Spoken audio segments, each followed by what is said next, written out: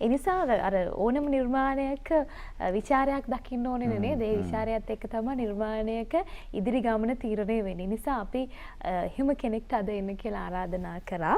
ඔහු තමයි සාලිය ඉඳුරුවිතාන. ඔහු කලා විචාරකයෙක් විදිහටයි අපි අඳුනගන්නේ. ආයුබෝවන් සුබදැසන. ආයුබෝවන්. කලා විචාරකයෙක් කලා ඉතිහාසය පිළිබඳ හොයා යන්න එක. අද ආවා කොහොම හරි බලන්න වේගත්. සාගර ගැන කතා කරන්න සාලිය ඇවිල්ලා ඉන්නේ.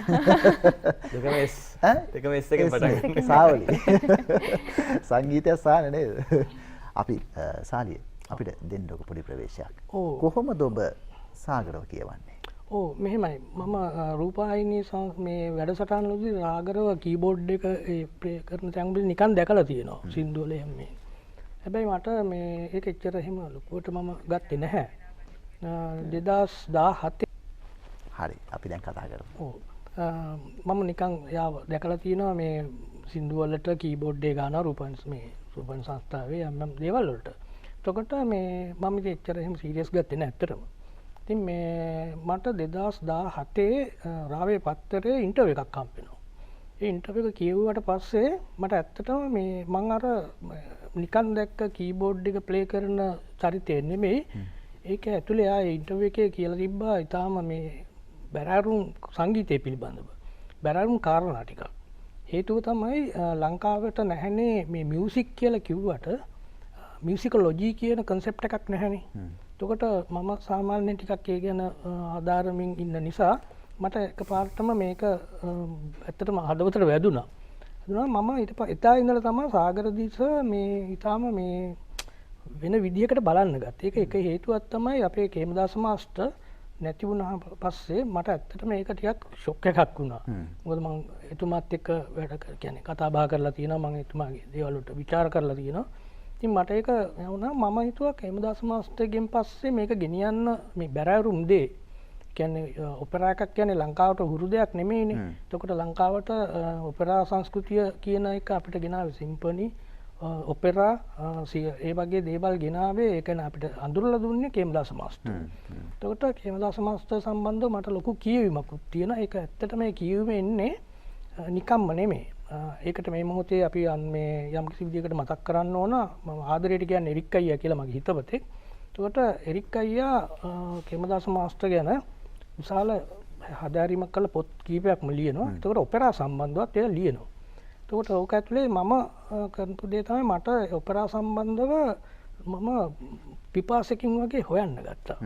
හොයන්න ගත්තාම දැන් කේමදාස මාස්ටර්ගේ අඩුව මට ගොඩක් දැනලා තිබුණ මොහොතක අර ඉන්ටර්විව් එකෙන් පස්සේ මේ සාගරව මට මේ ගොඩක් මේ දැනෙන්න ගත්තා.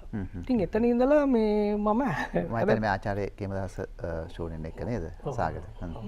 ඉතින් සාගර මේ ගැන මම සාගරට පස්සේ මම ගෝල් එකක්වත් දුන්නේ නැහැ. මම පිටිපස්සෙන් ඉඳගෙන සාගරව කියවන්න ගත්තා. සාගර මොකද කරන්නේ? එයාගේ සංගීත භාවිතය මොන වගේද කියන එක මම ඊට පස්සේ තමයි මට දැනුනේ මේ මෙයා අපි කියනවා ස්වර සංගීත ස්වර අවකාශයත් එක්ක කොහොමද ගනුදෙනු කියන්නේ වැඩ කරන්නේ කියන එක ලංකාවට හුරු දෙයක් නෙමෙයි.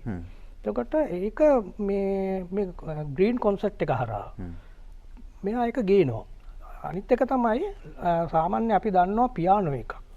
පියානෝ එකක් අපි ගත්තොත් එimhe පියානෝ එකක් තියෙන්නේ අපි සාමාන්‍යයෙන් කිව්වොත් එimhe ඒක නිකන් කමක් නැහැ කිව්වට ඒක වැරදක් නෙමෙයි. නිකන් අපි කියනවා ක්ලාස් එකකට හුරු වෙච්ච දෙයක් පියානෝ එකක් කියන්නේ. යම් පන්තියකට නේද? පන්තියකට. එතකොට ඒක වරදක් නෙමෙයි. එතකොට මේ පන්තිය තමයි නියෝජනය කරේ මේ පියානෝ එක. එතකොට මේ සාගර එක පාරටම මේ පියානෝ එක මිනිසුන් අතරට ගේනවා. මිනිසුන් අතරට විතරක් නෙමෙයි කැලේටත් ගෙනියනවා.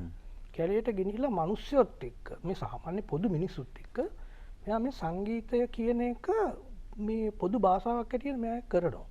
මට ඇත්තට එතන ඉඳලා හරි ගරුත්වයක් ඇති වුණා.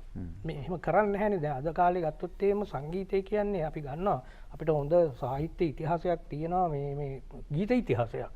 ඒ බව මට හිතා ගන්නත් බෑ සමහර වෙලාවල් වලට ඒ ගීත කොහොමද ලිව්වෙත් කියලා. හැබැයි අපිට සංගීතය කියන්නේ අපි වචන නිෂේධනය වෙච්ච තැනක හම්බෙන සංගීතය. ඒක ලෝකේ පිලිප් ග්ලාස්ලා වගේ අය කරනවා. කරලා තියෙනවා එහෙම කරනවා. හැබැයි ලංකාව කියන්නේ යම්කිසි විදියකට අපිට එහෙම මේ පුනරුදයකින් ආපු එකක් නෙමෙයිනේ. සාමාන්‍ය අපි දන්න 70 දශකයේ වගේ තමයි යම්කිසි විදියකට ලංකාවේ සංගීතය, කලාව, චිත්‍රපටි දේවල් මේ සමාජගත වුණේ. හැබැයි ඒක වුණත් යම්කිසි විදියකට අර සාහිත්‍යමය ස්වරූපයෙන්. දැන් අපි උදාහරණයක් ඇටියට ගත්තොත් එහෙම මේ අපේ සරත්චන්ද්‍ර මහත්තයා නාට්‍ය කලාවට වෙනම මුහුණුවරක් දුන්නා. ඒ වගේම ලෙස්ටර් ජේම්ස් මහත්තයා එයා සිනමාවට වෙනම මුහුණුවරක් දුන්නා.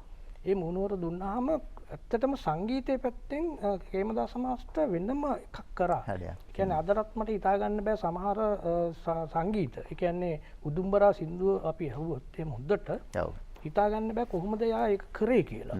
පුදුම පිම්මක්. ඒ කියන්නේ රෙනයිසන්ස්. ඒ කියන්නේ මේ විශාල මේ අපිට මේ පුනරුදයක් නැති තැනක මේ වගේ කරක් කරේ කොහොමද කියලා. සැබවින්ම සාලිය දැන් සාලියත් එක්ක කතා කරන්න අපිට බොහෝ දේවල් තියෙනවා. මොකද ඔබ හොයා යන දැනුම සහ ඔබේ කලාව පිළිබඳ ඉතිහාසය පිළිබඳ ඔබේ තියෙන දැනුමත් එක්ක ගොඩක් දේවල් අපිට කතා කරන්න පුළුවන්.